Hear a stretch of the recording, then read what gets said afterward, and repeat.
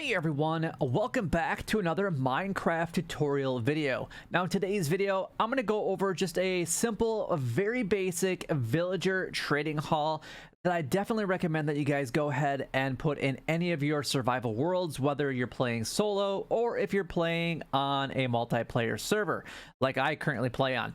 So whatever you guys are playing on, I highly recommend that you guys build a villager trading hall, and this one will actually help you out pretty quickly early on. I'm gonna show you guys a little bit of tips and tricks with this, and we're gonna get into it here in just a moment. All right, but before we actually continue, if you guys are enjoying any of my videos, make sure that you guys go ahead and like, comment, and subscribe down below. It does help me out a lot and is greatly appreciated. I do have a lot of other tutorials here on the channel, so if you guys love Minecraft, make sure that you guys are checking those out. I have a lot of build tutorials, a lot of ideas, a lot of redstone things like what we're going to be building here. I'm not really going to get into the decoration portion of this because you guys can really go ahead and decorate it at any point in time however you guys would like to.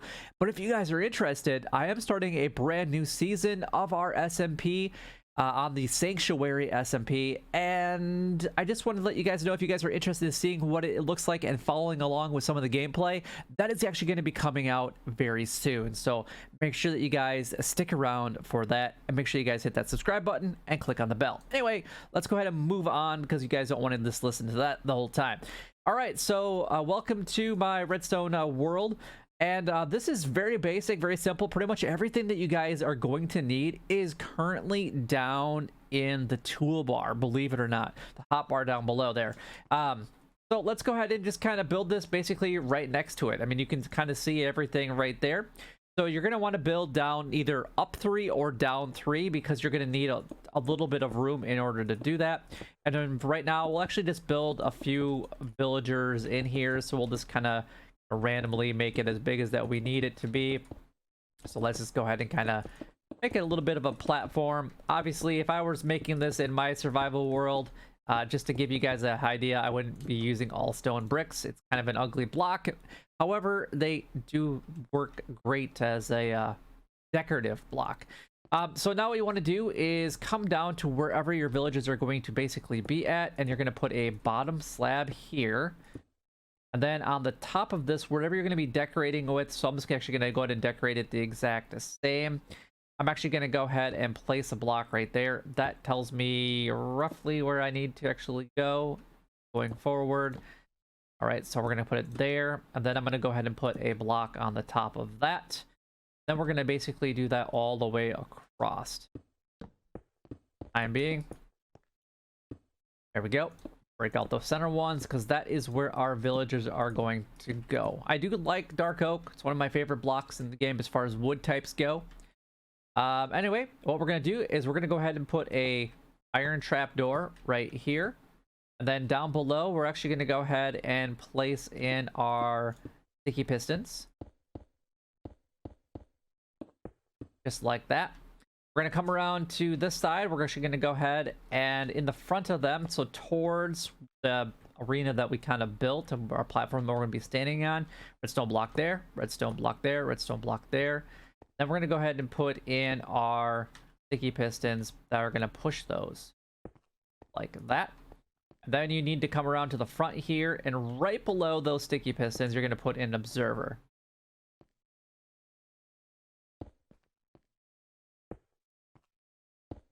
All right, now on the top side, you're going to destroy the block that's right here because that's actually the block that's actually going to be controlling everything. Go ahead and put in a no block. And then make sure that you guys actually go ahead and put in a stone button, unless you want to crouch every time that you hit one of these no blocks.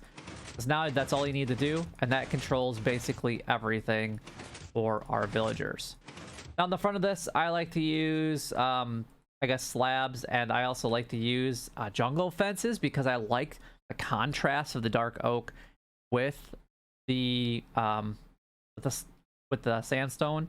So sandstone right here, then this is where the lecterns would go as well.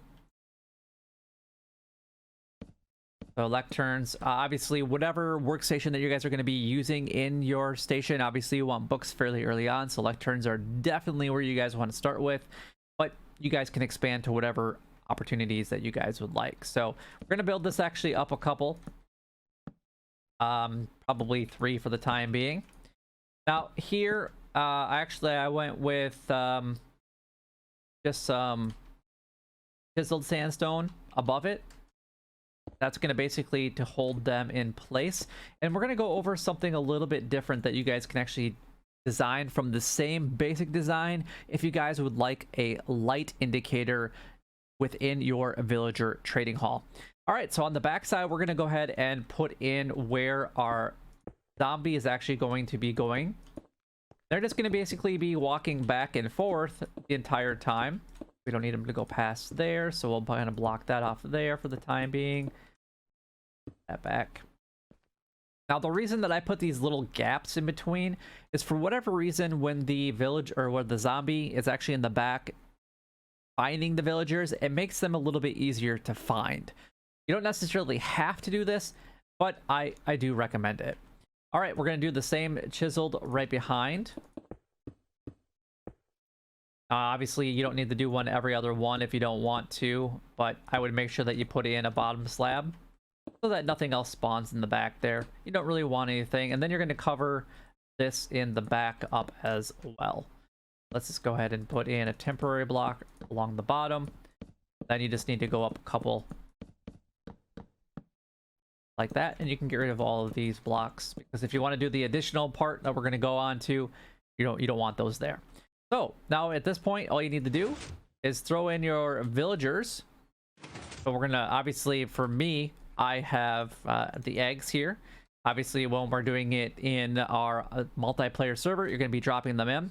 However, what I would recommend is, because what you're seeing here is there's like this pattern. You have chiseled, then you have this, chiseled, this, and whatnot.